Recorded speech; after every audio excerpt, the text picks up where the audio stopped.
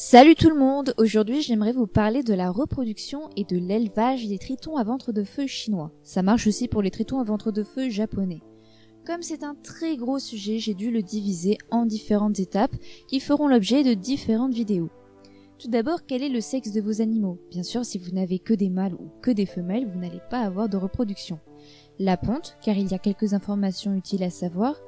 L'élevage des larves qui fera l'objet d'une grosse vidéo et l'élevage des juvéniles qui fera également l'objet d'une grosse vidéo. Bien, commençons. Quel est le sexe de vos animaux? Les mâles ont un cloaque assez gonflé alors que les femelles n'auront pas de cloaque gonflé du tout. La queue des mâles sera en forme de couteau à beurre alors que celle des femelles est longue et en pointe. Les mâles sont plus petits que les femelles, font 6 à 7 cm alors que la femelle fera plutôt 8 à 9 cm. L'aspect général des mâles est plutôt fin et ils ont quelques reflets bleus en période de reproduction. C'est particulièrement visible chez les tritons à ventre de feu japonais. Tandis que la femelle sera plutôt trapue, ce qui est un signe qu'elle est gravide et qu'elle va bientôt pondre des œufs. Bien, tout ça c'est de la théorie, alors passons à un petit peu de pratique. À ce moment de la vidéo, je vous invite à mettre en pause pour pouvoir annoter les différentes photos que vous voyez ici et puis dire si cette première image est un mâle ou une femelle, si ce deuxième est un mâle ou une femelle et ainsi de suite.